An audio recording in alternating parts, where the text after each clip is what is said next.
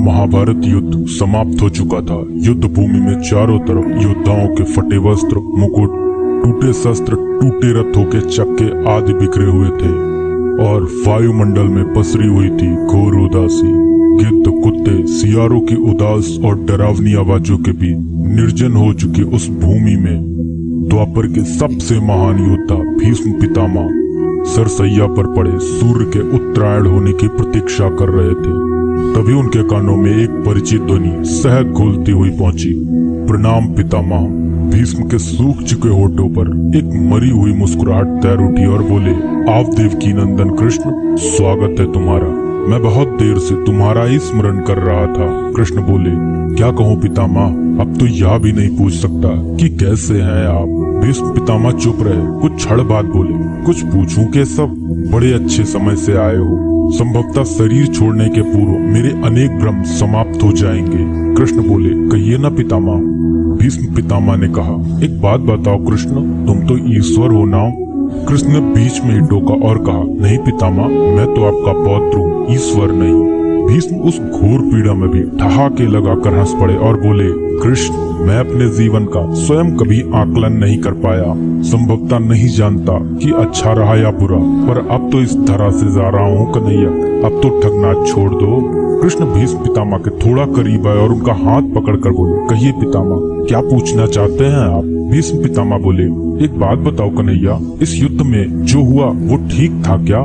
कृष्ण ने कहा, किसकी ओर से पितामह? पांडवों की ओर से या कौरवों की ओर से?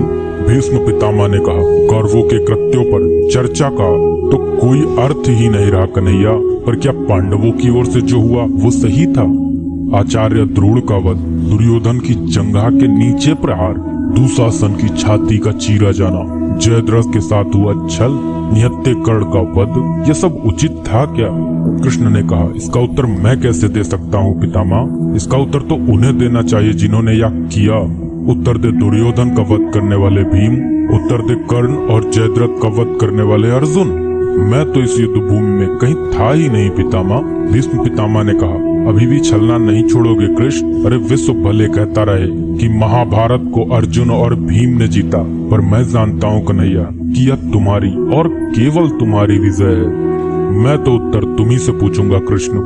भीष्म पितामह के इतना कहते ही कृष्ण थोड़ा गंभीर स्वर में बोले, तो सुनिए पितामह, कुछ बुरा नहीं हुआ, कुछ अनैतिक नहीं हुआ, वही हुआ जो होना चाहिए। भीष्म पितामह ने कहा, या तुम कह रहे हो केशव, मर्यादा पुरुषोत्तम राम का अवतार कृष्ण कह रहा है? यह छल तो किसी युग में हमारे सनातन संस्कारों का अंग नहीं रहा, फिर यह उचित कैसे हुआ?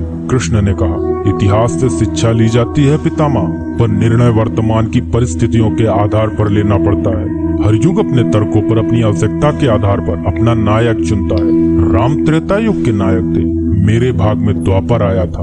हम दोनों का निर्णय एक सा नहीं हो सकता पितामह। भीष्म पितामह ने कहा, मैं कुछ समझ नहीं पाया कृष्ण। कृष्ण ने कहा, पितामह, राम और कृष्ण की परिस्थितियों में बहुत अंतर है। राम के युग में खलनायक भी रावण जैसा शिवभक्त होता था, तब रावण जैसी नकारात्मक शक्ति के परिवार में भी विभीषण जैसे संत हुआ करते थे। तब बाली जैसे खलनायक के परिवार में भी तारा जैसी विदुषी स्त्रियां और अंगद जैसे सज्जन पुत्र होते थे।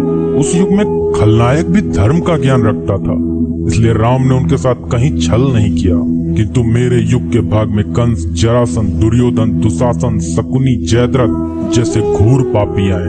उनकी समाप्ति के लिए हर छल उचित है पितामह। पाप का अंत आवश्यक है पितामह, वह चाहे जिस विधि से हो।